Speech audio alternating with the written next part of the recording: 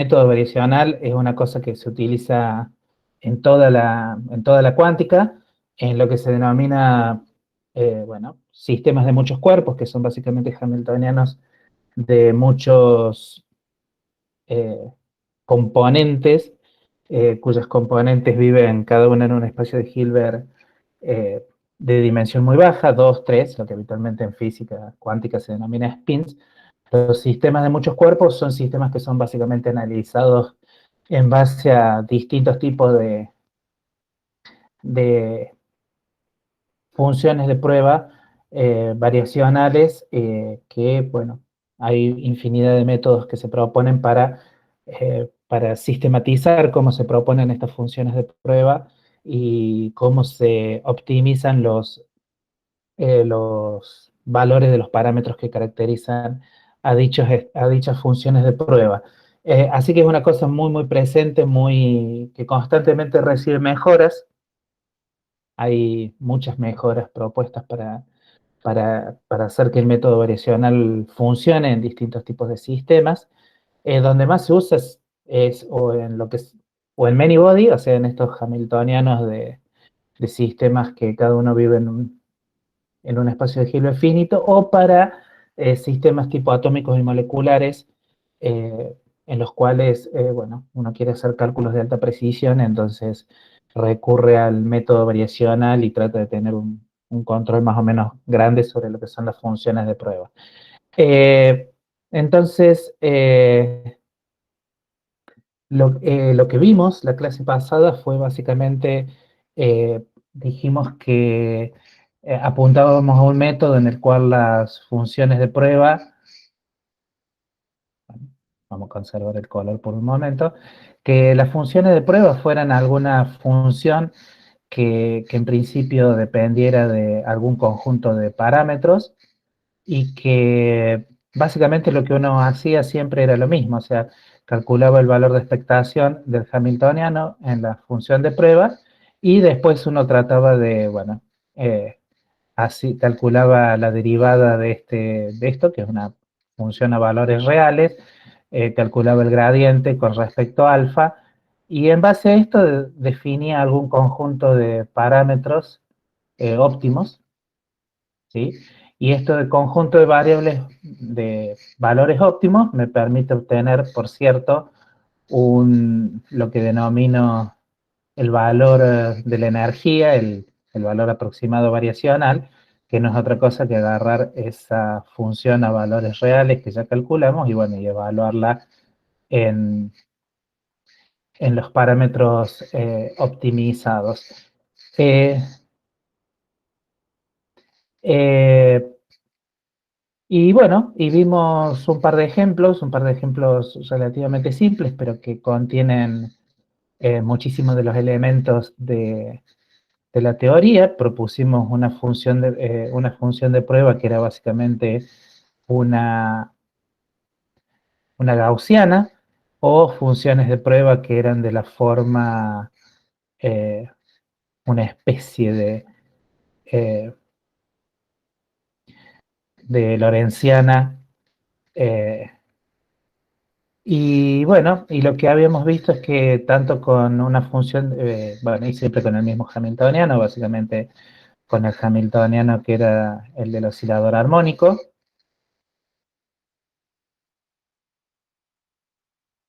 y bueno, habíamos aprendido algo, espero, en el sentido de que habíamos visto que efectivamente el, el valor de expectación del hamiltoniano en cualquiera de estas funciones de prueba, se lo puede calcular por métodos elementales, en el sentido que son integrales que por suerte están en tablas, y lo que habíamos visto, que me parece lo suficientemente interesante como para recordarlo, es que en ambos casos el hamiltoniano, uno en general, uno lo puede escribir como alguna constante, que la vamos a llamar C1, alguna constante sobre alfa más eh, alguna otra constante por alfa, donde C1 y C2 son constantes Y alfa es cualquiera de los parámetros que caracteriza a, a estas funciones de prueba. En ambos casos, perdona que estoy escribiendo una burrada, eh, lo que quiero escribir en realidad es que esto es el valor de expectación del hamiltoniano en las funciones de prueba. Y en ambos casos, la,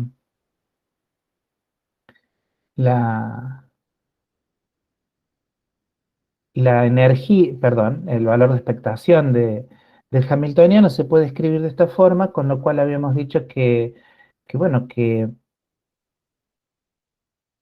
uno puede, con esta forma explícita, es bastante sencillo darse cuenta que el valor de expectación diverge para alfa que va a cero y para alfa que va a infinito, o sea que en principio, digamos, utilizando el teorema del valor medio, uno sabe bueno, que si uno tiene una función que crece mucho, para valores de un intervalo, dentro del valor intervalo, dentro de dicho intervalo, uno tiene que tener un mínimo, así que encontrar el mínimo para funciones de este estilo es bastante sencillo y además le da un significado interesante, más o menos interesante y relativamente sencillo de entender al significado que tiene el, el parámetro variacional, ¿no? Que habitualmente cuando uno tiene estas dependencias así eh, en funciones no lineales, uno dice que es el parámetro variacional no lineal. El parámetro variacional no lineal, bueno, dependiendo cómo entre en la función de prueba, tiene distintas unidades. Lo que habíamos dicho acá es que en el primer caso, en las primeras funciones de prueba, eh, que alfa es el coeficiente que entra en la gaussiana, aquí alfa tiene unidades de 1 sobre longitud, mientras que en este caso 1 sobre, en realidad 1 sobre raíz cuadrada de longitud, para que, para que todo funcione más o menos correctamente.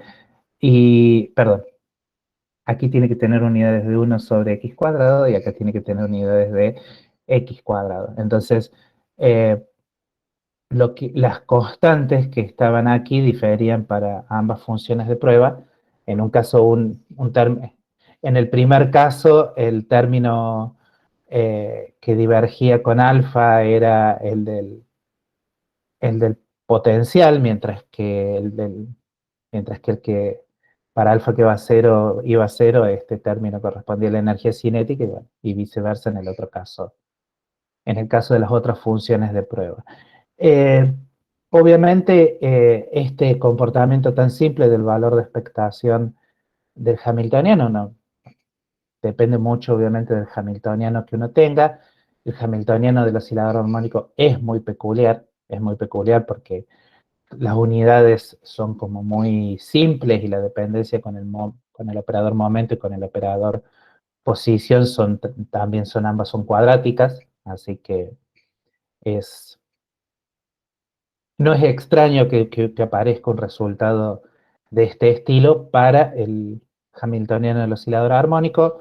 Para otros hamiltonianos puede llegar a ser un poquito más, bueno, alguna función un poquito más complicada, pero bueno, en principio, eh, dependiendo cuán complicada sea la función, uno puede saber que uno va a tener un mínimo simplemente derivando y igualando a cero o haciendo algún análisis un poquito más fino de qué es lo que sucede en el punto crítico. Que, en estos casos, de todas formas, el, el valor del punto crítico, el valor optimizado, digamos, lo que uno considera que es el alfa óptimo, ¿para qué? Para que esto sea mínimo, es relativamente sencillo de identificar. Bien, eso es todo lo que vimos en la clase pasada, digamos. O sea, vimos una fundamentación de de por qué el método funciona. Sabemos que el método funciona básicamente cualquier operador hermitiano que opere en un espacio de Hilbert, y como siempre, cuando uno trata de por ahí de probar algunas cosas, las cosas suelen ser más sencillas de probar para espacios de Hilbert con bases numerables y cosas por el estilo, que en general, así de todas formas, bueno, dependiendo qué hagan después quiere decir cuando egresen o lo que sea, uno puede ver eh, bueno, que son resultados que valen para espacios de Hilbert muy generales, etcétera. Bien, lo que habíamos dicho también era que esta es una forma de hacer las cosas, es decir, uno propone una función de prueba que depende de alguna forma del parámetro variacional. Pero esta no es la única forma y, digamos, esta forma es muy útil cuando uno quiere sacar un primer resultado, por así decirlo, pero no es la forma más utilizada ni de lejos. La forma más utilizada digamos, el método más común para implementar, eh, para hacer cálculos variacionales, al menos en sistemas atómicos y moleculares, el método más común es lo que se conoce como el método de Rayleigh-Ritz.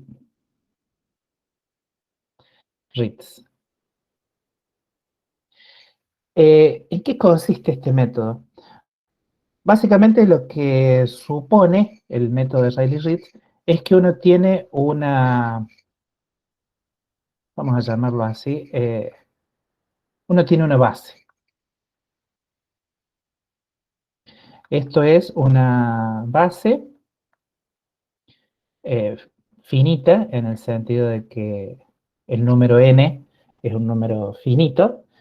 Eh, ¿Y qué significa que es una base? Y bueno, que expande eh, algún, algún espacio, ¿sí? Eh, Básicamente lo que uno supone es que hay algún espacio de Hilbert H tilde, que es, digamos, es expandido por la base phi sub i. Esta notación span básicamente lo que dice es que este espacio de Hilbert está formado por eh, todas las combinaciones lineales de elementos de esta base, todas las superposiciones que uno pueda hacer con coeficientes complejos y esta base, básicamente ese es el espacio de Hilbert del que estamos hablando, y uno piensa que en general es probable que este espacio de Hilbert esté contenido en el espacio de Hilbert de interés, en el espacio de Hilbert del problema que uno está tratando de analizar. Entonces, de vuelta, esto es una base y lo que uno va a suponer, lo que el método de Rayleigh-Ritz propone es que las funciones de prueba de interés se fabriquen como una suma de 1 a n, ¿sí? De coeficientes que a priori podrían ser complejos por los elementos de la base. ¿Sí? Eh, y lo, lo- lo divertido del método de Rayleigh-Ritz es que además de proponer esto, lo que su objetivo es buscar, no cambia el color, lo que queremos buscar son eh, el método busca los C sub i óptimos. ¿Qué significa esto? Que básicamente vamos a considerar que los coeficientes C sub i son los coeficientes, los parámetros variacionales. Estos coeficientes son los parámetros variacionales. Lo que suponemos es que la base en principio no tiene ningún parámetro libre, es una base que uno seleccionó de alguna forma, ¿sí? Y que lo que vamos a tratar de optimizar son estos coeficientes, ¿sí? Básicamente, lo que uno entonces pensaría, vamos a hacerlo así, el pensamiento naif, es que, pensamiento naif,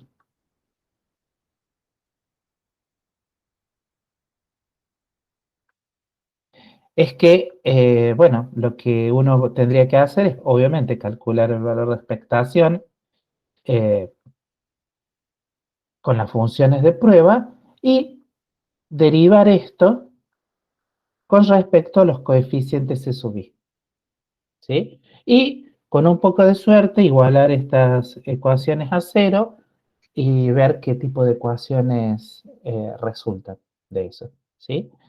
Eh, bueno, eso es efectivamente, básicamente lo que se hace. El punto es que lo que uno se da cuenta es que, dada esta forma que tienen las funciones de prueba, en realidad, si uno lo mira con un poco de, así de buen ánimo, lo que uno se da cuenta es que la dependencia del valor de expectación del,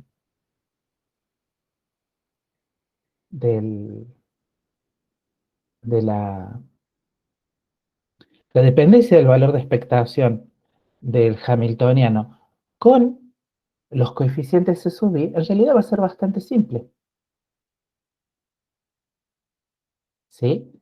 Eh, porque, vamos a decirlo así, estos son coeficientes. Y bueno, sí, puede ser que uno tenga que calcular cuál es el valor de expectación o los elementos de matriz del hamiltoniano en esta base, pero dado bueno, que el producto escalar es una función básicamente bilineal, lo que uno se da cuenta es que es muy, lo cual es muy razonable, es que el valor de expectación, bueno, en realidad es una función cuadrática de estos coeficientes, ¿sí? Y eso se puede hacer básicamente por inspección. Fíjense que uno podría decir, bueno, el valor de expectación del hamiltoniano con las funciones de prueba no es nada más ni nada menos que agarrar y calcular, bueno, el producto escalar entre la suma desde i hasta n de c sub i por phi sub i, y acá tengo que tener el hamiltoniano y, bueno, la suma sobre j, desde 1 hasta n, de los coeficientes c sub j por phi sub j, eh, y se acabó. Y que si uno utiliza, y si uno usa repetidamente la linealidad, todo esto, la linealidad obviamente del producto escalar, etcétera, etcétera, etcétera, todo esto no es nada más ni nada menos que la suma desde i igual a 1 hasta n, la suma desde j igual a 1 hasta n, de coeficientes c sub i, complejo conjugado, c sub j, el producto escalar, el elemento de matriz, phi sub i, h, phi sub j. Y ya está.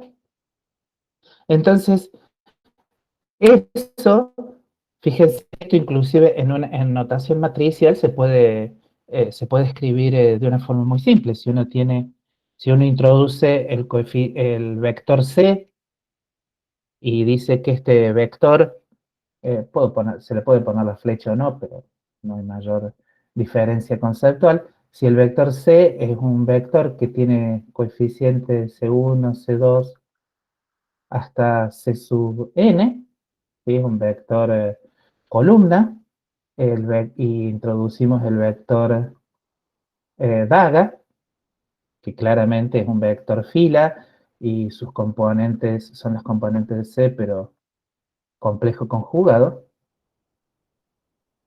¿sí? Fíjense que el valor de expectación del hamiltoniano simplemente se puede escribir como C daga por una matriz H. Esta matriz H, no sé, le podemos poner una barrita si queremos, como para distinguirla, del hamiltoniano, por, eh, por el vector C, donde, por las dudas, la matriz H, sus elementos I, J, no son otra cosa que el valor de expectación, perdón, el elemento de matriz phi sub I, H, phi sub J. Y estas cosas, en principio uno supone que si uno elige bien la base, es probable que sean integrales razonablemente fáciles de calcular, ¿sí? Obviamente lo que no está garantizado si uno eh, resuelve y, y trata de calcular los coeficientes C, no está garantizado que la función de prueba que uno escribe de esta forma, no está garantizado que si uno sigue este procedimiento así en forma simple, esos coeficientes eh, sean tales que normalicen, me devuelvan una función de prueba normalizada. Entonces, en general, lo que habitualmente se deriva, ¿sí? La cantidad a minimizar,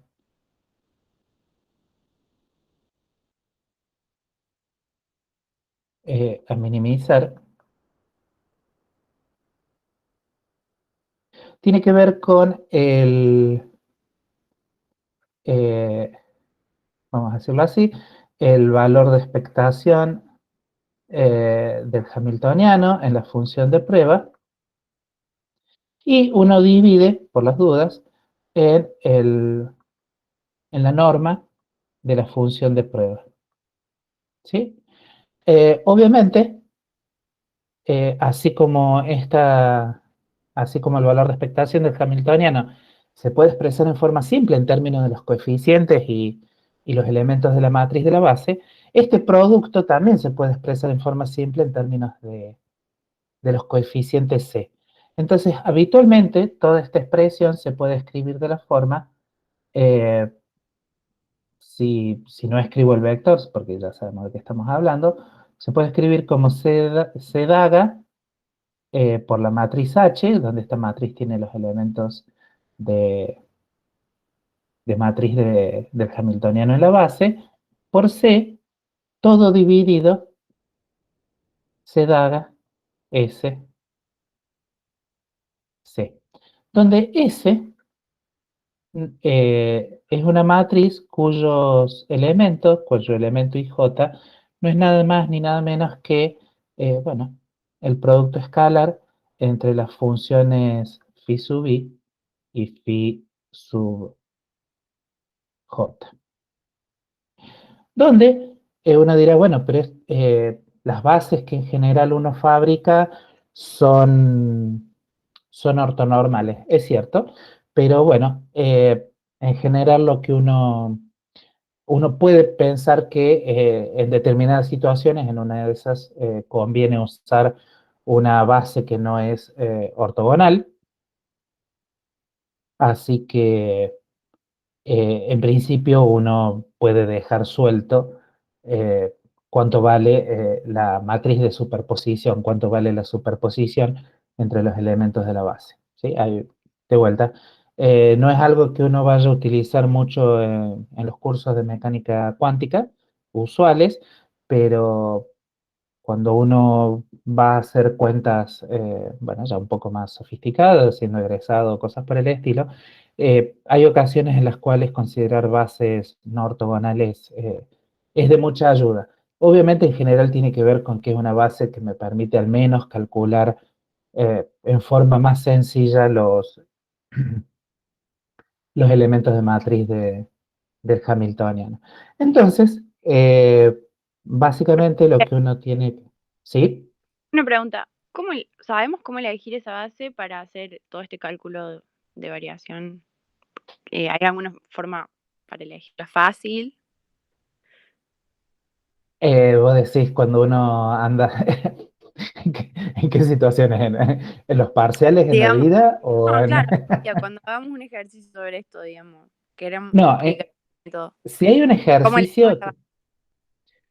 si hay un ejercicio que hay alguno, pero son pocos, en general la base se la prescriben, ¿sí? O sea, alguien agarra y dice, bueno, considere directamente la base de funciones de, por ejemplo, la base de autofunciones del oscilador armónico, Claro, ¿sí? Eh, depende de cada eh, caso, digamos, de cada ejemplo particular que queramos hacer. Depende de cada caso particular. Lo que uno supone es que uno va a agarrar eh, funciones que tengan una base que tenga las que, que tengan las simetrías del hamiltoniano, por así decirlo. Digamos, si el hamiltoniano, por ejemplo, tiene un potencial con paridad definida, lo que uno se da cuenta es que debería elegir una base que tenga paridad definida. Sería lo más eficiente a la hora de encontrar cotas por ejemplo, para el estado fundamental. ¿Sí? Eh, en general,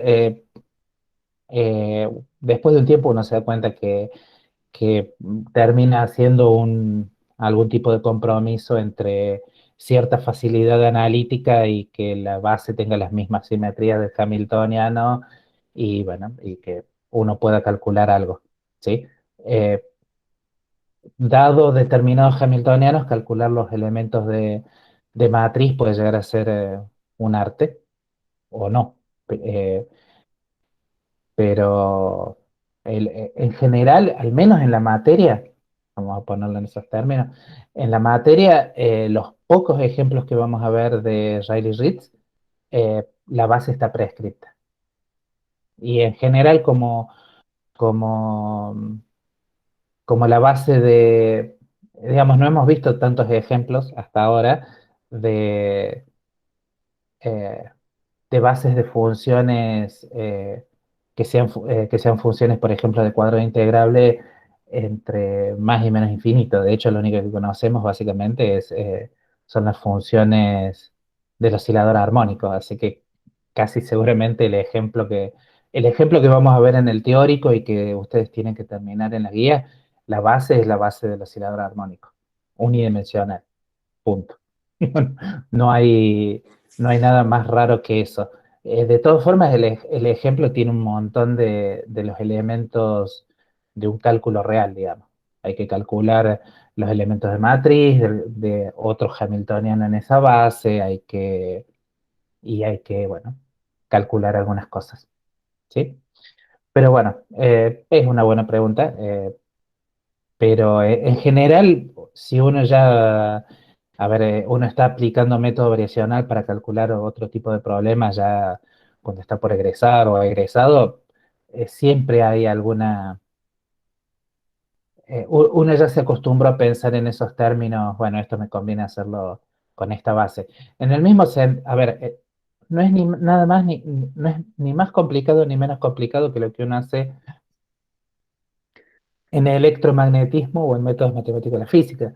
En métodos matemáticos de la física o en electromagnetismo uno dice, bueno, si tengo un problema con simetría azimutal solamente, eh, probablemente me conviene usar una base de funciones eh, que, que tengan esa propiedad, digamos, que yo pueda escribirla como funciones en el ángulo azimutal por funciones eh, en alguna coordenada radial y en alguna coordenada normal, normal al estilo Z, ¿sí? Entonces, si uno tiene un problema con simetría azimutal, es simetría cilíndrica, en electromagnetismo uno en general ni duda.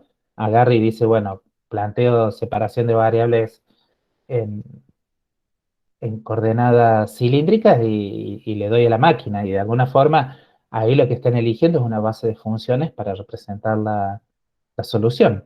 ¿Sí? En el caso variacional es lo mismo.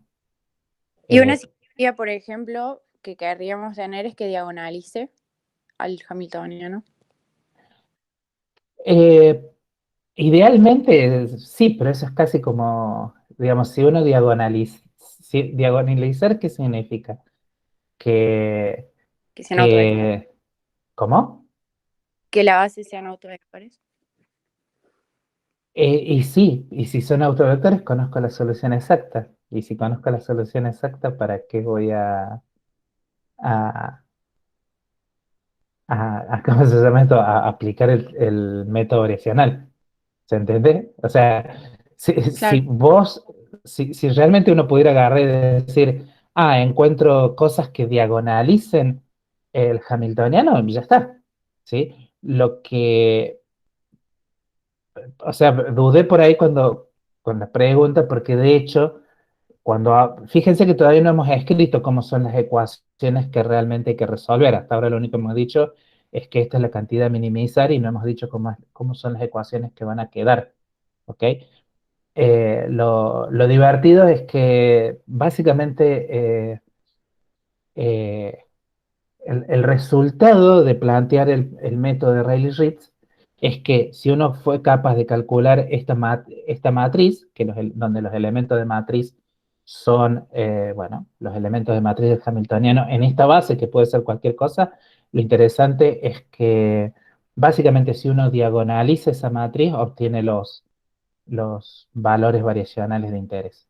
Ese es el final del cuento, por eso fue que dudé cuando dijiste eso, pero cuando preguntaste eso, ya lo vamos a ver más detenidamente, pero, pero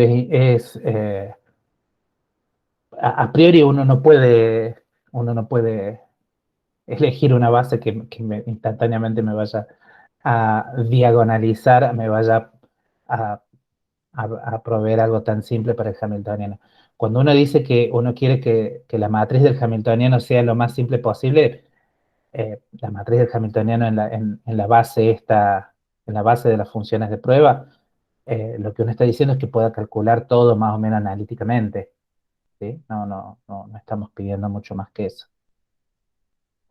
O que el número o que si tengo que calcular cosas en forma numérica no tengan que ser demasiadas, que no tenga que calcular demasiadas cosas numéricas o aproximadas. Obviamente, una cosa que no está dicho acá es que en general, digamos, una suposición es que siempre presente es que calcular estos elementos de matriz es algo relativamente sencillo, y que se puede hacer con mucha precisión, ¿sí? Si claro, no están dadas, si no están dadas esas condiciones, ya todo se empieza a enturbiar, ¿sí?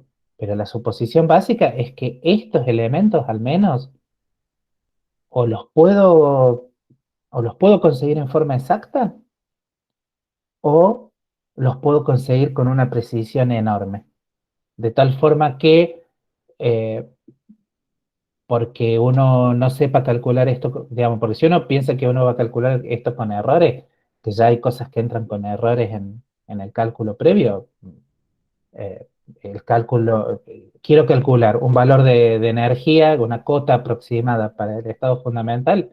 Si los cálculos intermedios tienen errores, el resultado final va a tener un error horroroso, ¿no?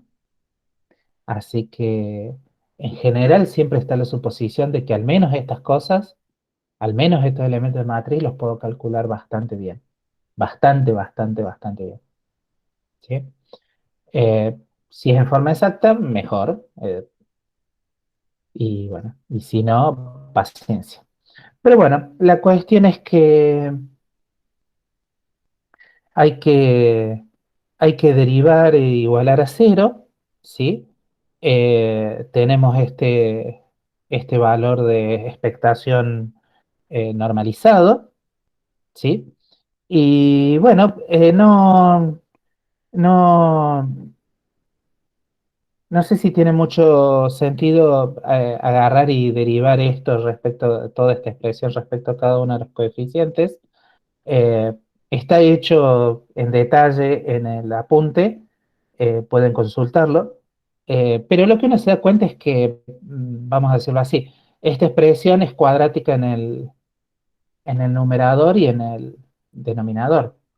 Así que derivar con respecto a una componente particular de C debería resultar en algún numerador que sea lineal en C, ¿ok? Más allá de lo que sea el denominador, ¿sí? Fíjense que uno podría pensar, esto es un numerador que depende cuadráticamente de C, esto es un denominador que depende cuadráticamente de C, ¿sí? Entonces, es muy posible que cuando uno quiera derivar igualar a cero, básicamente me queden ecuaciones lineales en C igualadas a cero. No, no es por así decirlo tan complicado de, de verlo. ¿Por qué? Porque justamente eso es lo hábil del método de Rayleigh-Ritz. Al ser los parámetros para optimizar, ser los coeficientes de la superposición, yo ya estoy diciendo que la dependencia de esta cantidad de minimizar es muy particular, es muy simple, ¿sí? Fíjense que antes,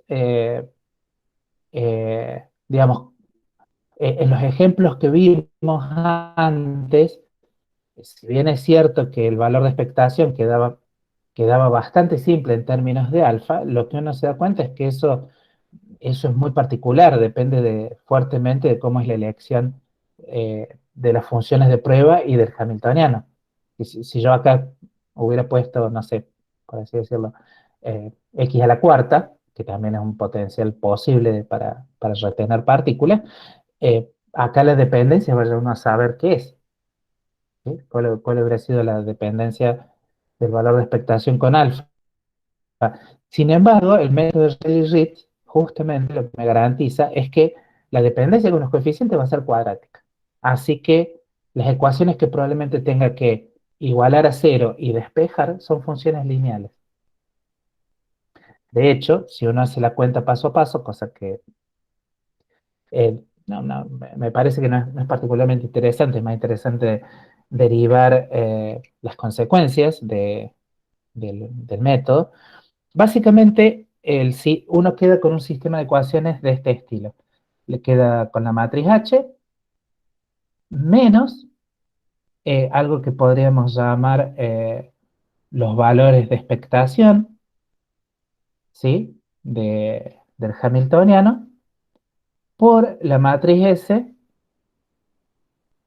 todo aplicado al vector C igual a cero. Donde, de vuelta, donde los elementos de la matriz H son, dijimos, son los elementos de matriz phi, el hamiltoniano y phi j. Los elementos de la matriz S es el producto escalar entre phi y phi j. Y estos son los valores de interés, ¿sí? Estos son los valores que el método predice que son cota de, bueno, de, esto capaz, bueno, esto está escrito como una ecuación lineal igual a cero, y créanme que esta es la ecuación que queda cuando uno deriva igual a cero y bueno, y tiene que igualar el numerador a cero. Este es el tipo de ecuación que queda. De acá lo que uno puede ver es que el numerador probablemente quede una función lineal en C si uno, bueno, si uno conserva estas cantidades dando vuelta, donde estas cantidades tienen que ver con E sub B, no es otra cosa que esto que está acá, que a esto llamémoslo, no sé, pa, pa, pa, pa, eh, E sub B. Este es el tipo de ecuaciones que queda dando vuelta. Entonces, este sistema de ecuaciones es un sistema de ecuaciones homogéneo, ¿sí? Si no estuviera esta matriz C, perdón, esta matriz S, uno diría que esto es un problema de autovalores como un hecho, ¿sí? Si uno, si S, vamos a ponerlo así, si S fuera la identidad, o sea, realmente uno tuviera una base ortogonal, el sistema de ecuaciones que queda es de la forma h por c igual a numeritos por c. Y esto es un problema de autovalores. Problema de autovalores. Problema de autovalores totalmente común. Entonces, fíjense que en principio lo que diría el método de Riley-Ritz es calcule esta matriz y si tiene una base ortonormal, para calcular los autovalores lo que va a tener que hacer es diagonalizar la matriz H. Entonces, los E sub B los encuentro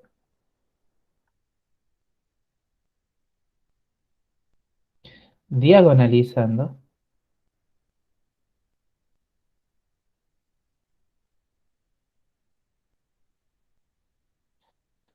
la matriz H. Si S no es diagonal, hay formas estándar, en realidad simplemente este problema se denomina un problema de autovalores generalizado. No, sí, se le sigue llamando un problema de autovalores, no hay que, no hay que hacer nada raro. Y hay métodos numéricos muy buenos para calcular los autovalores de este problema. ¿Ok? Entonces, la receta, para resumirla del método de Riley-Ritz, es calcule la matriz H, elija una base, calcule la matriz H y resuelva este problema recuadrado o resuelva este problema recuadrado, dependiendo de si la matriz de superposición es diagonal o no. En el segundo caso, la matriz de superposición entre los elementos de la base es diagonal, perdón, es la matriz de superposición, así está bien, es diagonal, y además, bueno, no solamente es diagonal, no solamente son ortogonales, sino que son ortonormales, ¿sí? Si no, podría ser diagonal, pero con coeficientes no iguales a 1. Eh, este es el caso de vuelta. Ese es el caso más, este es el caso más simple, una base ortonormal y, y demás. En los demás casos Profe, tengo que resolver, sí, perdón. Ahí el C ya es un vector que conocemos o sigue no, siendo una incógnita. tenés que encontrar los autovalores y los autovectores. Los problemas de autovalores uno no encuentra simultáneamente, Ah, bien, bien. pero buena pregunta. Claro, Entonces, claro. problema de autovalores, eh, el problema de autovalores, vamos a escribirlo acá, el problema de autovalores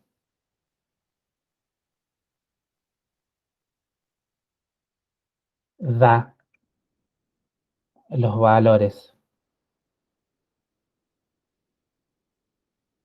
E sub B y autovectores.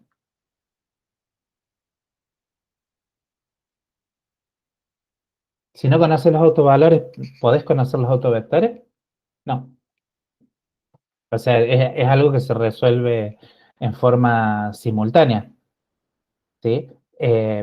Digamos, si fuera una matricita chiquita, yo podría encontrar los autovalores básicamente planteando, por ejemplo, la ecuación característica, ¿sí? Para una matriz chica, los autovalores salen de resolver la ecuación característica.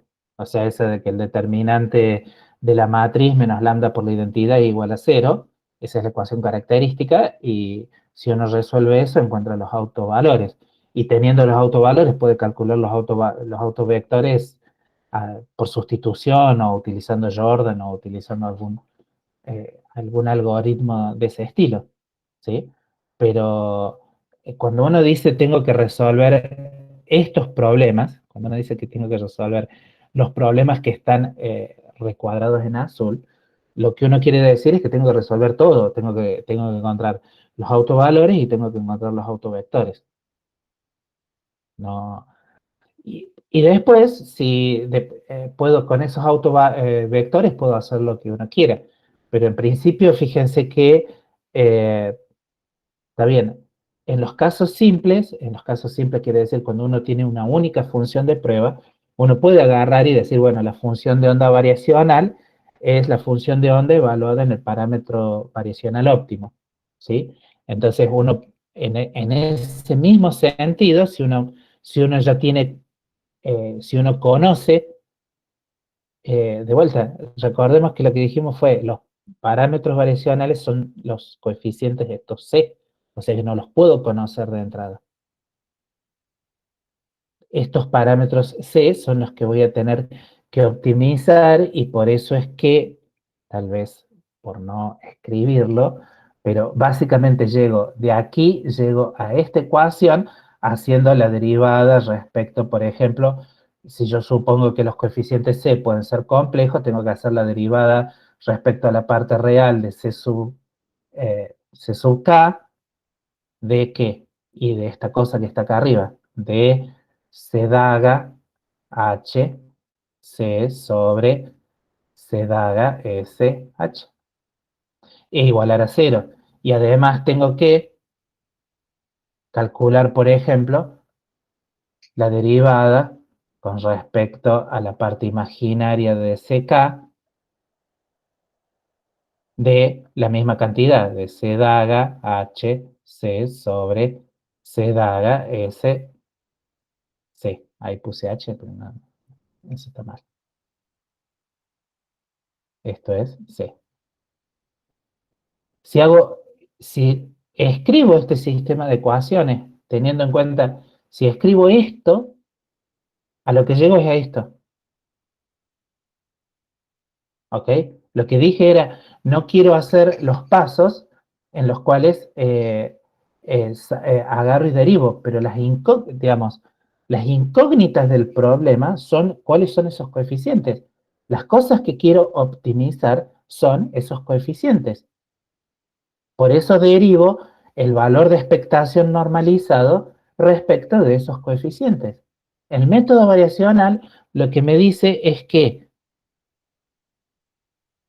yo puedo agarrar el valor de expectación es una cota para el valor de expectación del hamiltoniano, cuando yo calculo ese valor de expectación con una función de prueba, eso es una cota.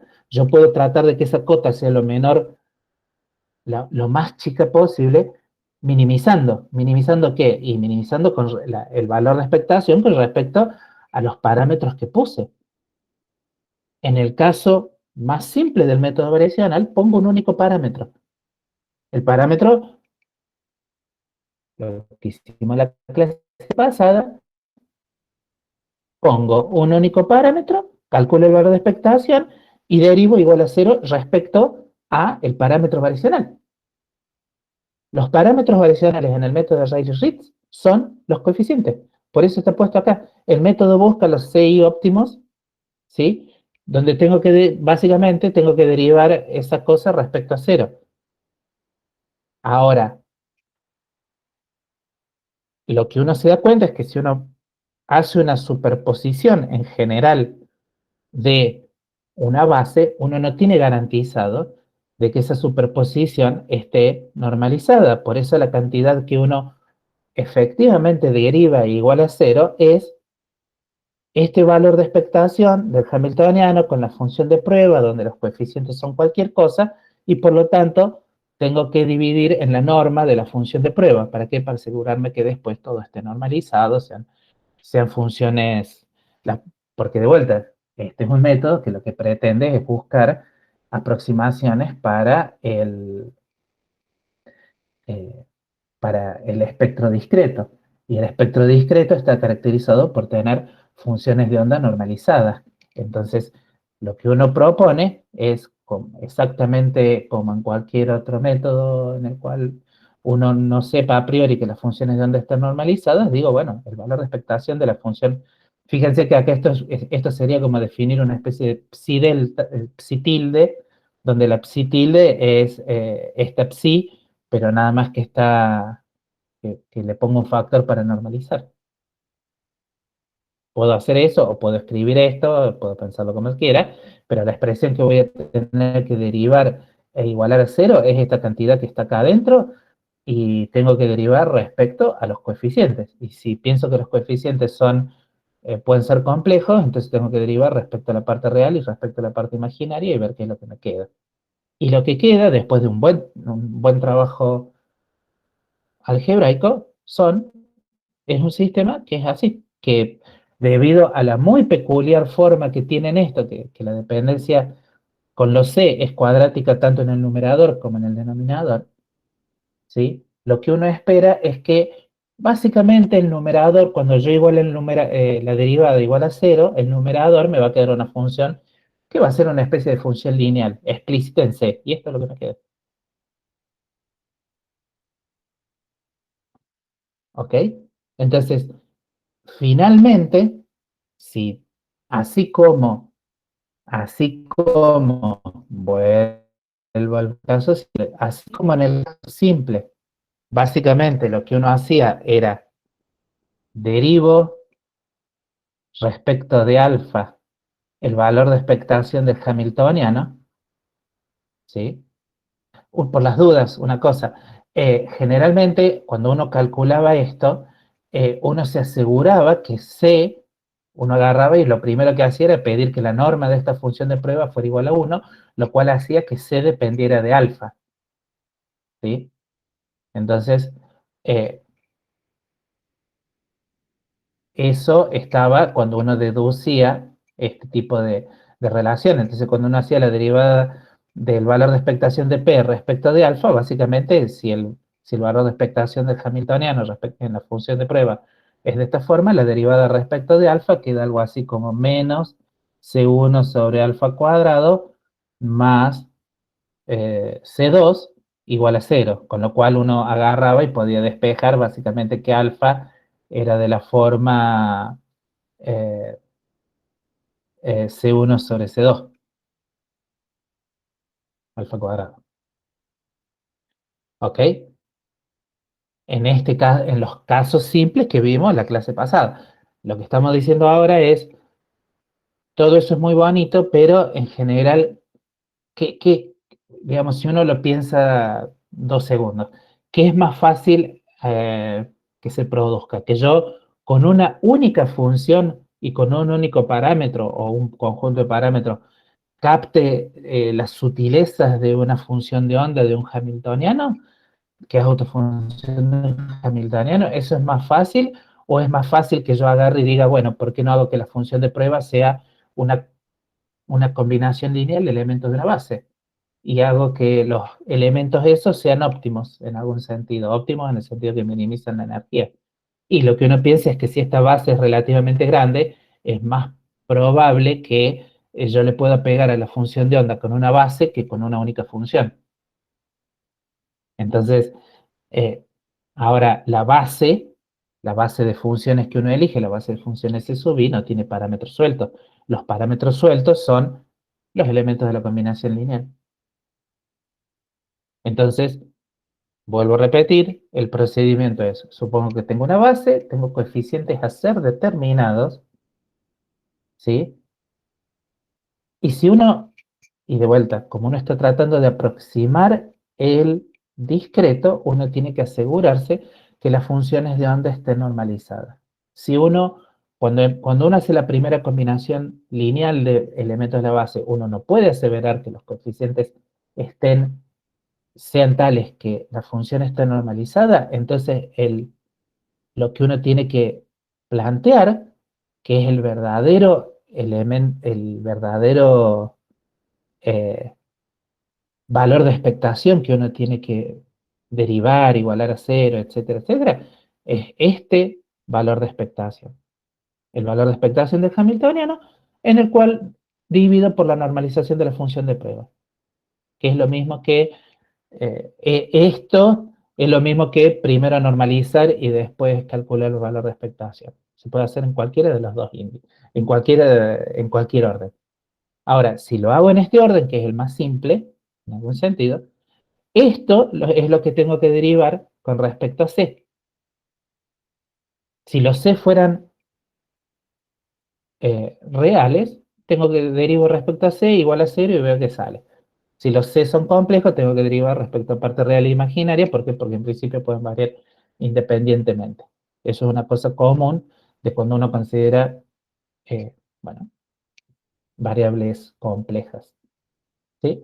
Cuando uno tiene, por ejemplo, variables en métodos matemáticos de la física 1, uno tiene variables complejas y quiere ver si tiene un mínimo, tiene que derivar respecto a,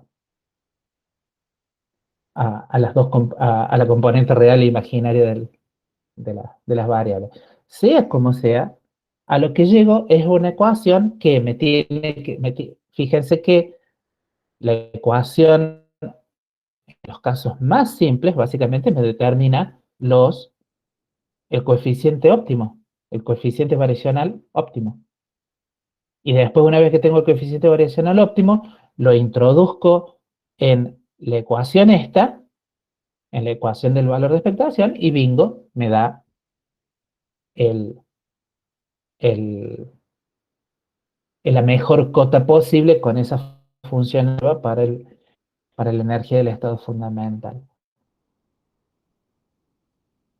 En el método de Rayleigh-Ritz, en el cual los coeficientes a ser optimizados son los coeficientes de la superposición, a lo que llego es una ecuación que me permite determinar en simultáneo, me permite encontrar los coeficientes C y el valor el valor de la energía variacional. En simultáneo, los tengo que hacer a los dos. ¿Por qué? Porque un problema de este estilo, un problema homogéneo, como todo el mundo se da cuenta, no, no existe la solución, no existen soluciones no triviales si uno no pide algún, alguna condición, ¿sí? Un problema de este estilo no tiene solución si no es para valores peculiares de eh, estas cosas, de estos numeritos. Y esos numeritos son los autovalores. ¿Ok? Pero bueno, entonces, Sí, sí, conclusión. estamos, profe. ¿Conozco los coeficientes antes? Bueno, ¿conozco los coeficientes de antes? No, no los conozco. Son las cosas que tengo que determinar. ¿Conozco las energías? No, tampoco es cosa que tengo que determinar. ¿Cuál es el resultado? Tengo que analizar tengo que resolver un problema de autovalores generalizado. Bueno, siendo la hora que es, diría que hagamos un descanso hasta las y 20 y en todo caso ahí analizamos un ejemplo concreto en el cual creo que va a ser un poquito más claro qué significa elegir una base, calcular los elementos de matriz del Hamiltoniano en esa base y bueno, y finalmente resolver el problema de autovalores y autovectores. Diría que volvemos a las y 20, ¿ok? Voy a Dale, parar el profe. micrófono. Dale, Nos vemos. buenísimo. Nos vemos.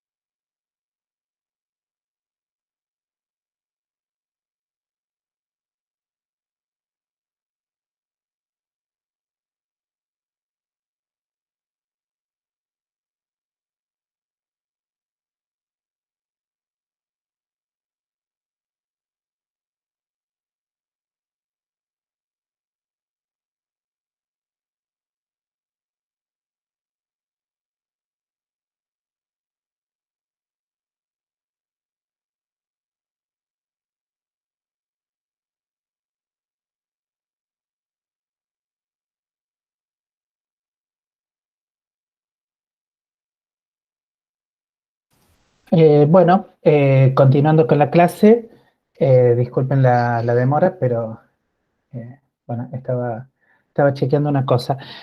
Una cosa que vale la pena mencionar es que en general, cuando uno utiliza el método variacional, no hay como quien dice una forma simple de saber si,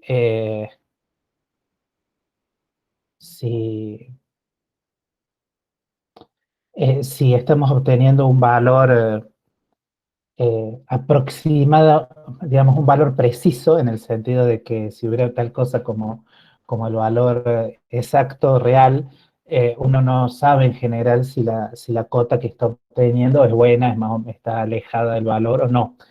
Lo que sí es cierto es que si uno tiene una, vamos a decirlo así, si uno tiene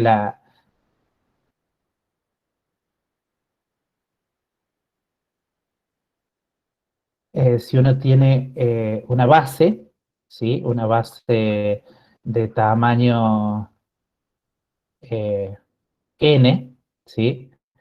En general, para el menor autovalor que uno encuentra, eh, vamos a llamarlo L variacional más chiquito que uno encuentra para la base de tamaño n, lo que uno sí puede ver, y es consistente con el principio min-max, es que si uno agarra ahora una base una base similar, nada más que tiene en principio más elementos, ¿sí? Uno dice, bueno, M es mayor que N y además este conjunto está contenido en este otro, ¿no? En ese caso, lo que uno puede ver es que efectivamente lo que sucede es que el autovalor más chico, variacional que uno encuentra para m esto es menor o igual que el autovalor más chico, variacional que uno encuentra para n. ¿Sí? Y esto tiene que ver justamente con que si uno explora un espacio, un subespacio cada vez más grande, y bueno, la cota no tiene más remedio que bajar, ¿sí? Y lo que uno supone es que si, bueno, si uno tuviera una base numerable y m fuera infinito, en algún momento uno podría ir acercándose por valores descendientes cada vez más bueno, al valor ideal, por así decirlo. Con lo cual lo que en general sucede o se hace en la práctica, se hace en la práctica cuando se puede, por supuesto, es uno calcula los valores, estos autovalores que son resultado del problema matricial, uno los calcula y va obteniendo esto que está acá es 1/n, para que todo sea consistente, y este es el valor de 0 para n, ¿sí? Lo que en general uno va obteniendo son que a medida que n crece, o sea, 1/n va a 0, uno va obteniendo valores que son, en principio, van decreciendo, y uno puede, con un poco de suerte, bueno, acá tendría que haber elegido otro color, estos son los valores que uno va obteniendo. En muchos casos, lo que se puede hacer es extrapolar qué sucedería con estos valores eh, si uno fuera a n infinito, ¿sí? Y en principio uno, en muchos trabajos, lo que se hace es, bueno, se calcula los autovalores correspondientes a la matriz eh, del Hamiltoniano para bases cada vez más grandes, y en algún momento se trata de extrapolar para n que va a infinito, y bueno, y ese es el mejor valor que el método puede ofrecer.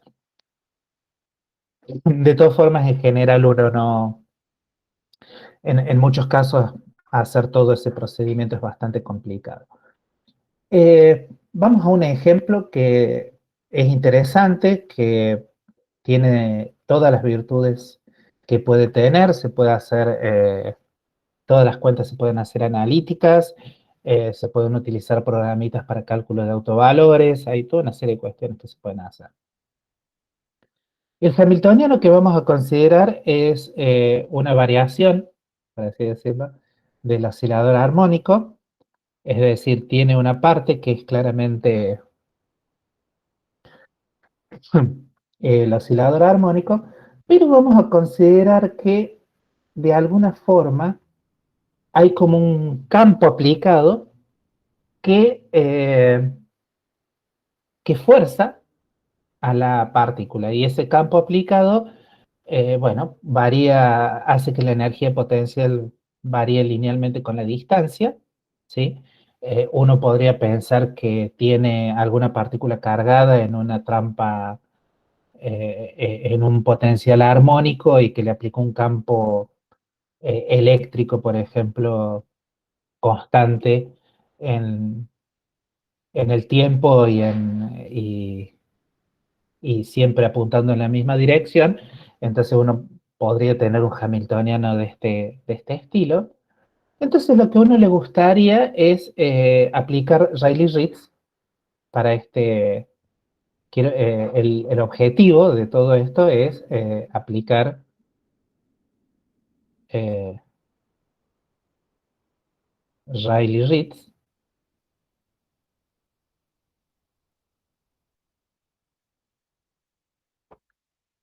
a este hamiltoniano. Y que entonces, bueno, habíamos dicho que aplicar Rayleigh-Ritz implicaba elegir una base, y la base que vamos a elegir son, bueno, las autofunciones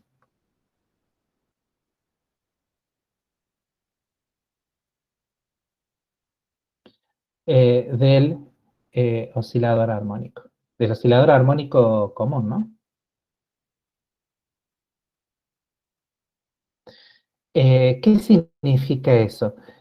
Vamos a elegir las autofunciones n, tales que cuando uno escribe que el hamiltoniano es de la forma eh, a, a daga a, más un medio h barra, uno sabe que el hamiltoniano aplicado a n me devuelve n más un medio h barra omega. ¿Ok? Y fíjense que una cosa divertida que se puede hacer en particular con este hamiltoniano, con esta base, etcétera, etcétera, es que conviene escribir a x como lo que es, básicamente como una combinación lineal, como un coeficiente por a más a daga, ¿sí? ¿Y esto por qué? Y porque calcular cómo es, primero porque me permite practicar cómo era esto de aplicar estos operadores a este tipo de vectores, y en principio no puedo hacer toda la cuenta sin necesidad de introducir funciones, las funciones de Hermite, etcétera, etcétera, sino que simplemente hacerlo todo de forma básicamente simbólica, ¿no? Esa es al menos la sugerencia que, que les, que les hacemos para que traten de completar el ejemplo. Entonces, fíjense que si uno sigue la receta de Rayleigh-Ritz, ¿sí? Siguiendo la receta,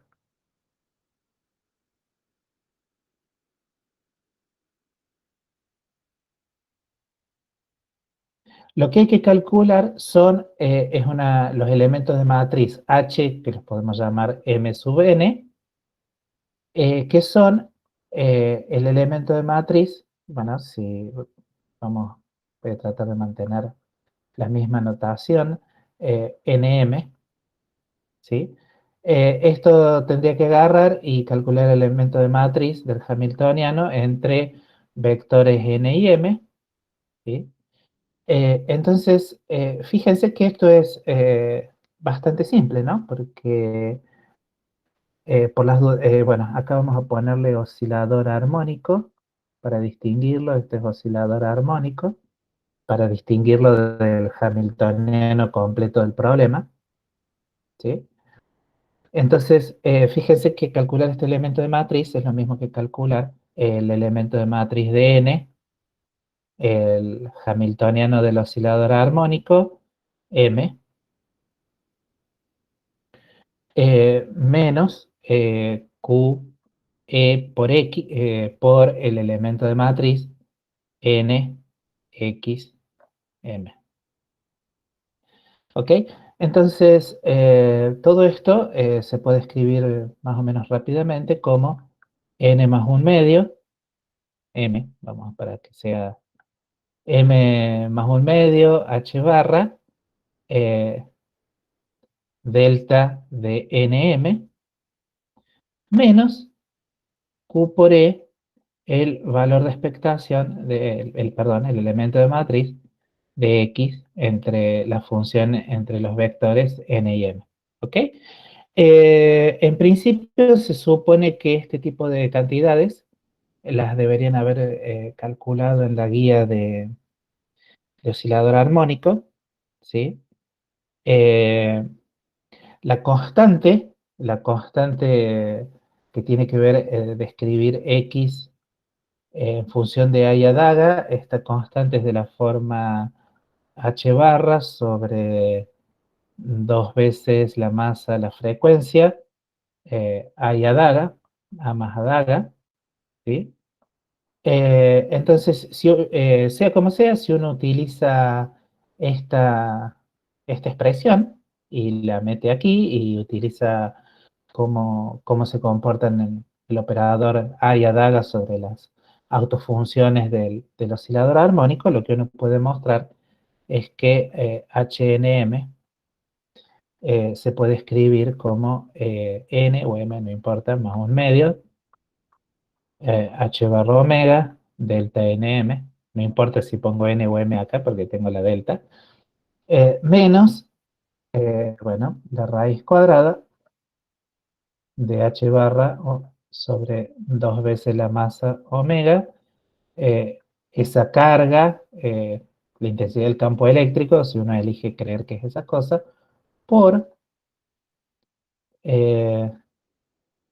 raíz de n, delta de m, n menos 1, más raíz de n más 1 por la delta de m, n más 1. No es difícil darse cuenta que tiene que quedar una cosa de este estilo. ¿Por qué? Porque básicamente lo que hace A y A daga es subir o bajar en 1 la autofunción, y en general salen, bueno, los términos de proporcionalidad tienen que ver con las raíces cuadradas del número cuántico de la, del- de la función de onda. Entonces, habitualmente se suele introducir el coeficiente alfa, que es nada más ni nada menos que todas las constantes que están multiplicando las raíces de n, etcétera, etcétera. O sea, fíjense que, eh, bueno, de esa forma entonces queda básicamente dando vuelta h barra omega y una cosa que se llama alfa. Son los únicos dos parámetros que caracterizan a los elementos de matriz del hamiltoniano.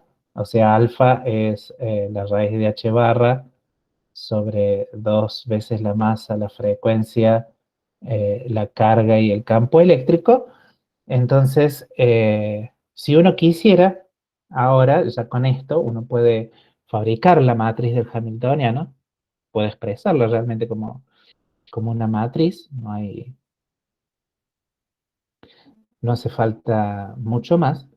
Y lo que uno se da cuenta es que, fíjense que estos dos, estas cosas que están acá son básicamente, lo que uno se da cuenta es que estos elementos, estos coeficientes, esta cosa, está ubicada en la diagonal de la matriz, mientras que las cosas correspondientes a las raíces de n están escritas en las matriz, digamos, en la siguiente matriz, que no es, perdón, en la siguiente diagonal, que no es la diagonal principal, esto está en la diagonal principal de la matriz, y esto está en las diagonales que están inmediatamente arriba y abajo de la diagonal principal.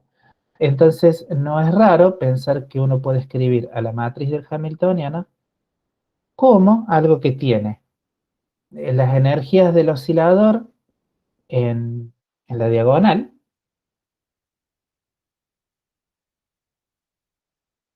¿Por qué? Y bueno, porque estas son las energías del oscilador y están básicamente en la diagonal. Entonces tengo 3 medios de h barra omega, 5 medios de h barra omega, etc. Y fuera de la diagonal, uno hay que trabajarlo un rato, pero básicamente siempre tengo algo proporcional a menos alfa por la raíz cuadrada de algún numerito. ¿Sí? Y bueno, en general uno puede ver que esas cosas se pueden escribir como la raíz cuadrada de 1, menos alfa la raíz cuadrada de 2. eh, acá debería ir algo así como menos alfa la raíz cuadrada de 3. Y acá, como es una matriz y es una base y tiene que ser hermitiana, entonces acá voy a tener también menos alfa raíz de 1, eh, menos alfa raíz de 2, menos alfa raíz de 3, etcétera. ¿Sí? Bueno, acá tendría que cerrar la matriz de alguna forma. Perfecto. Y fuera de las 3 diagonales principales, uno sabe que tiene básicamente 0. Eh, entonces, ¿qué es lo que me dice Riley-Ritz? Y tengo que calcular. Eh, Acá, por suerte, la, la matriz de superposición entre los elementos de la base es diagonal, y si uno agarró y eligió, digamos, uno tiene que n por m es básicamente una delta de nm. Entonces Riley-Ritz lo que me dice es, bueno, Riley-Ritz lo que dice es, agarre y resuelva h, le pongamos una barrita para distinguirlo del hamiltoniano, h menos lambda i, porque la matriz de superposición es 1, por c igual a 0. ¿Sí? Entonces, donde lambda son los autovalores, autovalores de h. Y c son los de h barra. Son los autovectores de h barra, ¿sí? Y la cota para el estado fundamental, vamos a decirlo así, la cota para el estado fundamental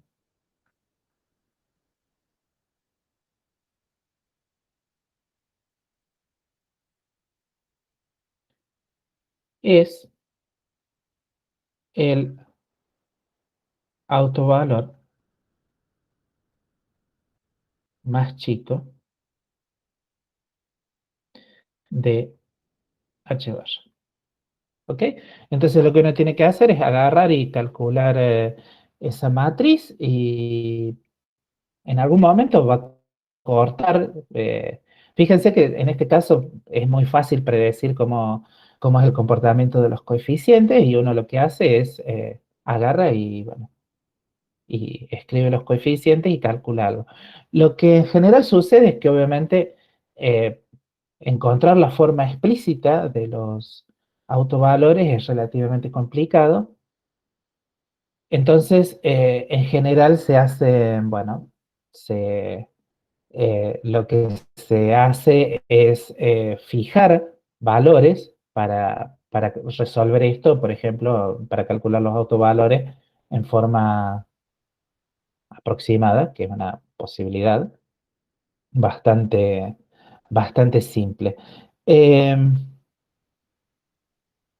¿Qué es lo que qué es lo que se puede hacer, por ejemplo, si lo que uno es algo muy común, se fija, por ejemplo, que h barra omega sea igual a 1, ¿sí? Y se fija el valor de alfa a algún numerito particular, ¿sí? Eso ustedes pueden agarrar y jugar un poco con esas posibilidades. Uno agarra y dice, bueno, esto lo fijo a alguna constante, fijo a alguna constante y utilizo algún programa a alguna constante. Y lo que utilizo es algún programa que calcule autovalores, ¿sí? Pueden utilizar el que ustedes quieran. No sé si están familiarizados a usar Wolfram o matemática o como lo quieran llamar o el, o el MATLAB o cualquiera de esos programas, ¿sí? Si ustedes utilizan cualquiera de esos programas y fijan estos valores y construyen una matriz 3x3, 5x5, 400x400, el programa les va a proveer los autovalores y, y el autovalor más chico. Lo que sí es interesante es que en realidad, que eso no lo hemos dicho hasta ahora, pero que es más o menos obvio, bueno, no sé si es más o menos obvio, es que en realidad este sistema tiene solución exacta, ¿sí? Este sistema, este hamiltoniano, perdón, sistema, este hamiltoniano tiene solución exacta. Uno puede agarrar, completa cuadrados y si completa cuadrados, que básicamente el hamiltoniano que queda es el hamiltoniano de un oscilador armónico que está desplazado, que su posición de equilibrio está desplazado, pero que la frecuencia es exactamente lo mismo, ¿sí? La solución exacta insisto, para ese hamiltoniano, se puede escribir en forma bastante simple, también creo que debería estar en la guía. La solución, el auto, el auto, eh, los autovalores exactos, y por eso es que uno elige este problema, exactos del oscilador armónico desplazado.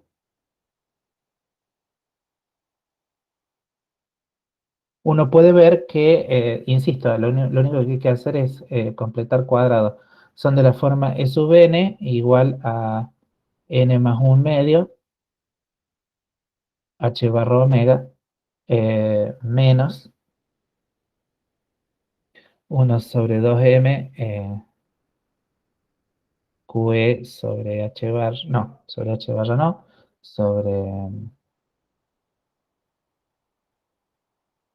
la frecuencia, todo al cuadrado.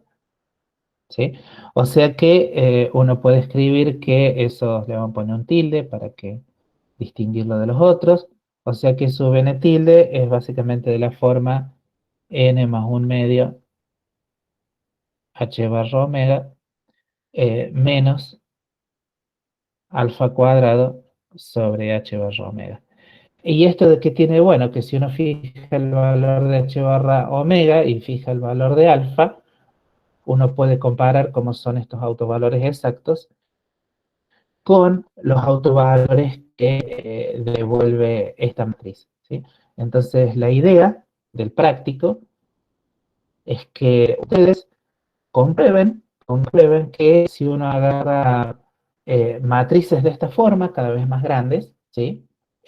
Los autovalores numéricos que ustedes van a calcular fijando el valor de h barra, omega y el valor de alfa, efectivamente los autovalores de esta matriz se aproximan a estos autovalores exactos, ¿sí? Eh, obviamente la idea es que traten de elegir valores de alfa eh, más o menos razonables. No sé si más o menos razonables, pero bueno, eh, con, elegir no valores muy absurdos, porque para que, para que eso converja más o menos rápidamente. Entonces, digamos, como muchos métodos de cálculo aproximado, uno no termina de creer que funcionen hasta que uno los termina hasta que uno realmente los implemente, ¿sí? O sea, fíjense que lo único que ustedes tendrían que hacer es busquen un programa que ustedes pueden fabricar estas matrices, calcular los autovalores y ver qué sucede, ¿sí? Es bastante instructivo. En el apunte está sugerido el valor de alfa igual a 5, eh, más que nada porque ese valor es suficientemente grande. Si uno elige que alfa es igual a 5 y h barra omega es igual a 1, lo que uno se da cuenta es bueno, que, que, que el valor de la energía más bajo es negativo y es bastante característico. Si uno elige que alfa es igual a 5 y h barra omega es igual a 1, lo que uno saca es que su tilde cero es básicamente un medio menos 25. O sea, algo así como 24,5, que es un valor bastante identificable de encontrar si uno menos 24,5, perdón. Eh, es relativamente directo saber si uno ha encontrado ese trabajo, ese valor o no. Eh, y bueno, y básicamente acá termina por así decirlo, lo que vamos a ver en la materia de método variacional. Eh, es un buen método de cálculo, es un muy buen método de cálculo. Está basado en cosas muy profundas del comportamiento de los operadores acotados inferiormente. Y, y bueno, y es muy al estilo, las típicas cosas que uno piensa en física, que uno piensa bueno, que las situaciones estacionarias, las situaciones de equilibrio uno las puede encontrar en términos bueno, de minimización de distintos tipos de resultados. Eh, el- en el apunte hay además algunos enunciados, algunos resultados sobre qué cosas se pueden tratar de demostrar usando principio variacional. No es que se puedan demostrar muchas, pero básicamente utilizando principio variacional se puede mostrar que, bueno, por ejemplo, que para potenciales unidimensionales, eh, que la integral del potencial es estrictamente negativa, uno puede ver que siempre hay un estado ligado. Eso sí es una cosa divertida de hacer con el método variacional, que probablemente también está en la guía. Y, y hay algún otro resultadito más que se puede mostrar utilizando el principio variacional. Pero bueno, debería ser una guía de cálculo mm, bastante directa, para decirlo de alguna forma. eh, digamos, no hay un número excesivo de sutilezas dando vuelta. Ya que estoy de paso la miro, la guía. O sea, la guía 5 es de oscilador armónico y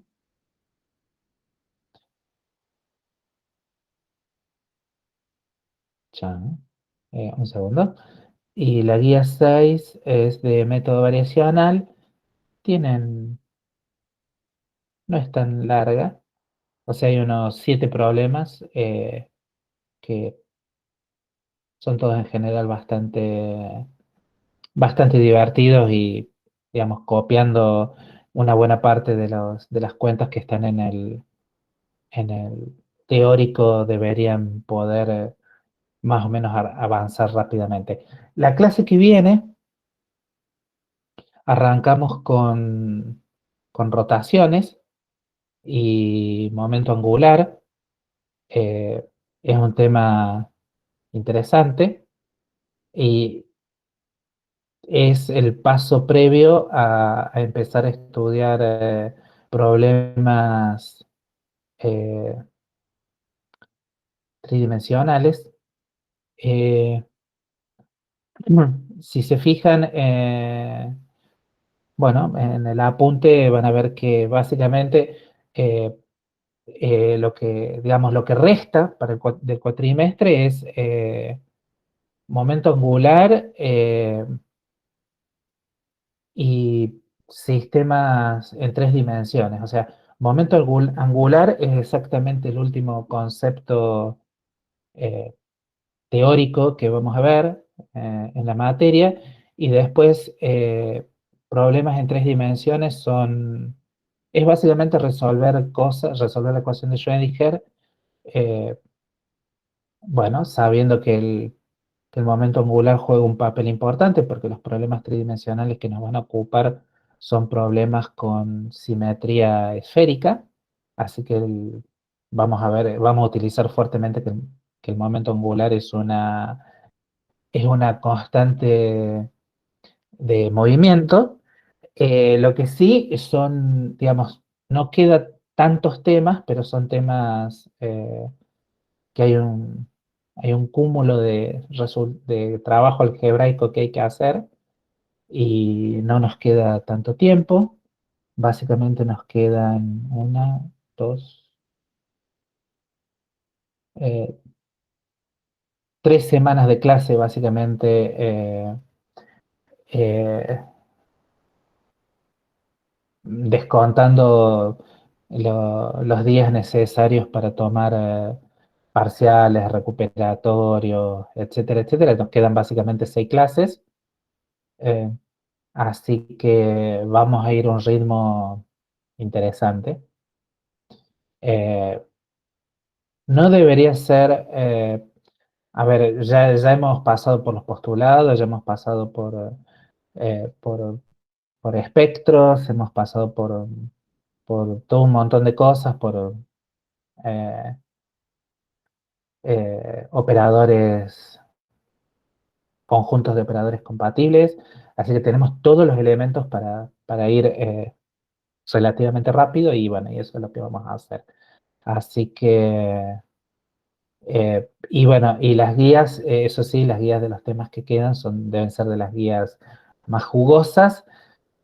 Así que, bueno, vamos a tener que tratar de eh, dedicarnos bastante al trabajo por el tiempo que queda. No sé si hay preguntas. Gustavo, veo que Gustavo Monti, veo que andas dando vuelta. Después ahora de que termine el teórico, ¿te podés quedar 2 segundos? Así te hago un comentario sobre la Rafa. Chan, ¿está Creo porque que no justo está? se acaba de ir. Recién. Ok, bueno, entonces después se lo hago de otra forma. Bueno, no sé, los que tengan preguntas de teórico pueden quedarse, los que no pueden irse al práctico. Les sugiero fuertemente que traten de agarrar, escribir la matricita en Wolfram o en algún programa y calcular los autovalores y ver cómo se comportan los autovalores de esa matriz cuando la matricita es cada vez más grande. Total, la forma explícita de la matriz la tienen, digamos, es una cosa numérica, pero no es tan complicada de implementar y yo creo que uno aprende mucho sobre cómo funciona el método si hace eso. Hola, buenos Y días. bueno, y los que se... ¿Cómo andás? Hola, Fede, ¿cómo andas? ¿Bien? Eh, vos vas a estar entonces hoy en lugar de Pablo, Sí, yo lo voy a reemplazar a Pablo hoy que no podía estar. y Estamos en la vas a salita usar el aula de él. no, pongo a Heisenberg, porque así ya después las notas, eso lo pongo con ese nombre, por las dudas que los chicos quieren ir a buscar, para no mezclar con lo de Pablo. Ok, buenísimo, Así hicimos la buenísimo. otra vez, por lo menos. Una cosa, en principio ya está variacional, así que la semana que viene toca rotaciones y momento angular. Y yo supongo que vamos a estar una semana con rotaciones y momento angular, o sea, la semana que viene. Y, y no mucho más. Hola. Sí, me dijiste a mí. Sí, perdón. Sí, pues. Sí, sí, sí, sí. Sí, Sí, era. sí, lo habías puesto creo en el grupo, por eso. Pensé que le estabas comentando a los chicos. También, pero no te había visto a vos antes, cuánto antes habías entrado, así que Sí, por eso. puedo mostrar mi cara, así que ahí estoy. Bueno, Che, eh, bueno, nada, era para avisarles a los chicos que, no sé, en 15 minutitos, en 10 minutitos nos juntamos en el aula Heisenberg, los que estaban yendo con Pablo, si quieren. Empezamos la guía de variaciones. bueno. Dale, Dale, perfecto. pues. Yo también estoy grabando, ya podría detener la grabación. Gente, si alguien se queda